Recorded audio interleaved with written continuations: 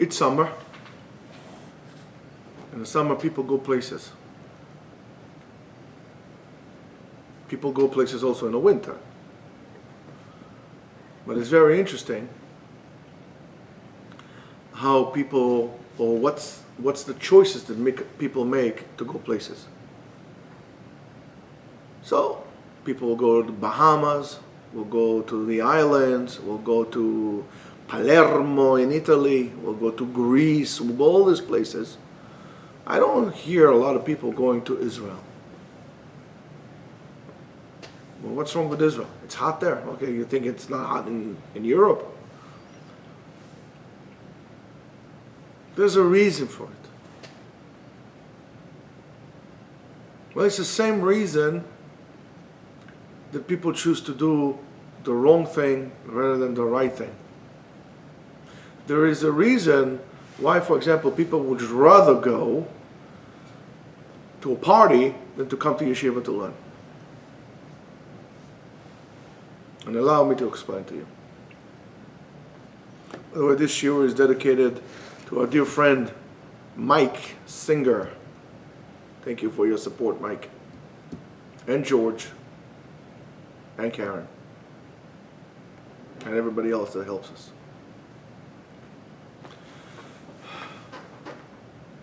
If we're going to categorize all these things, you can't stop from thinking that it really is just like the Ari says. Everything is either Kedusha, Tzada Kedusha, Tzada Tum'ah. Holiness, impurity. Holiness, impurity. And so if everything is holiness or impurity, it's very easy for us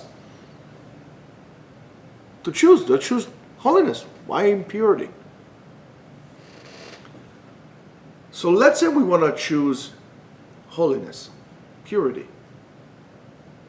Well, as you could see, when we learn the halachot of Kohanim, that they have to be on a high state of purity all the time because they eat terumah, they eat all these things. Well, one thing jumps to your eyes, or at least my eyes, right away. It means they need to have awareness. They need to be aware of what they're doing. When you're aware of what you're doing, you need to be very responsible about your actions. Not to do the wrong thing. To be very careful. To be careful takes discipline. Discipline requires commitment. You can't be disciplined without making a commitment. You can't become disciplined without having an awareness. People don't want to become holy. In theory, everybody thinks they are. But practically speaking, it takes tremendous amount of discipline to follow all these things, to be there, to have the commitment, to stick to it all the time, not to divert, to stay on the path, to do what needs to be done. And I'm not saying don't ask questions, but to be on this path is a tremendous amount of discipline. Unfortunately, in today's day and age, one thing for sure you're not being required is discipline. Society outside says, do whatever you want, don't give an account for anything, no discipline, do what you want. If you have discipline, you can elevate yourself. You cannot become the best at something without discipline. The only thing you could become the best in, or maybe the best, is in wasting your life. You know, as they say, every man dies, but not every man lives. Wasting your time, doing the wrong thing. There's always, again, somebody's going to be better, but you can be like right up there. If you want to be good in painting, it takes discipline. You want to be good in playing a guitar, it takes discipline. You want to be good in martial arts, take discipline. It takes a lot of discipline to get up every day at 6 o'clock in the morning, to put your hour or two in the morning, to put another hour minimum. I mean, for 3 hours, you have to put at least 3 hours a day to become good 10 years from now.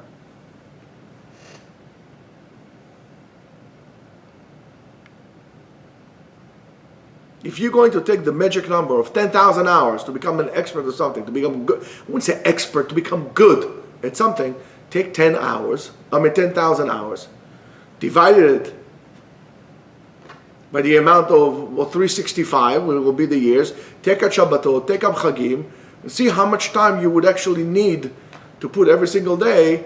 If you want to do it, it will take you about I don't know, 10 years, 7 years.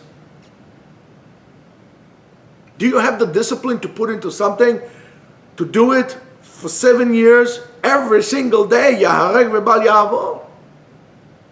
Even in learning Gemara, there are people who are, listen, you don't need to go far to look at the amount of talent that people have there in the world. Go look at Instagram.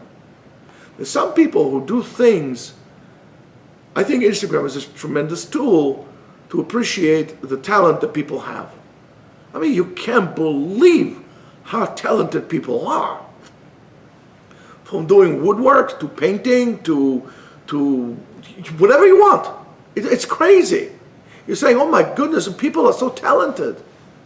But yet nobody becomes good at something because they don't want to put the hours. You have to put the hours. You have to put the discipline. The only way for you to reach a level of kedusha, of holiness, is you have to commit yourself. You have to dedicate your effort, your life, to put yourself on a path to do the right thing all the time. Not slacking. Don't give yourself a break. You're gonna have a break. 6 feet under. Don't give yourself shortcuts. Shortcuts is a way to become impure. Don't take shortcuts. Don't take shortcuts. Do what needs to be done. Whether it's learning Gemara or lehavdil, anything else that you do. No shortcuts. Put in the time. People love chaos.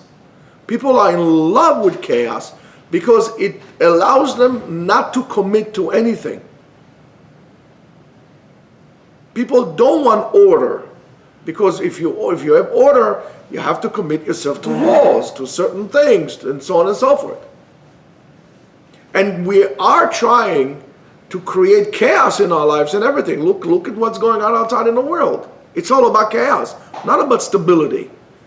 Together with chaos comes impurity, comes tum'ah. Kedusha, look at Beit HaMikdash. Beit HaMikdash, things had to be done every day in a certain time. Whether it's lighting the candles in the menorah, whether it's bringing the korbanot, whether it's everything. A life of a Jew that needs to dedicate himself to become holy as he can become, starts with a routine, with discipline to get up every morning, to put tefillin on, between this time and this time. You eat a certain amount. It's not about controlling, it's about creating stability in your life, creating order in your life. We know how much would take to be a shiur or an amount for seudah. How much would require a bracha? How much I don't require a bracha?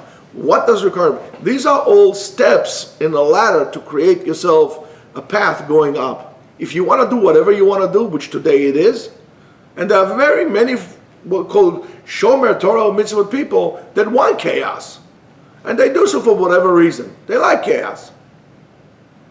And then they're going to call you names. You're this kind of phobic, and you're other kind of phobic, and you're other this. Call me whatever you want. You can call me Al for all I care. I don't really care. But don't tell me you're holy, doing all these crazy things, creating chaos in the world. So if you have somebody who tells you, come, learn, do the right thing, let's get up in the morning, stick to the person like this. Somebody tells you, let's party, stay out of it. Chazal knew it. Chazal says it's better to go to the house of mourning than to go to a house of party. At least in mourning, when somebody is mourning, you can't come and do whatever you want. There's a certain rituals that you have to go. When you're going to Bet HaMishteh, you're going to a party house, it's all free for all. You need to examine yourself, and before you examine yourself, you need to ask yourself, what path do I want my life to be on? That would determine who is going to be your spouse, how your children are going to be, who you would be.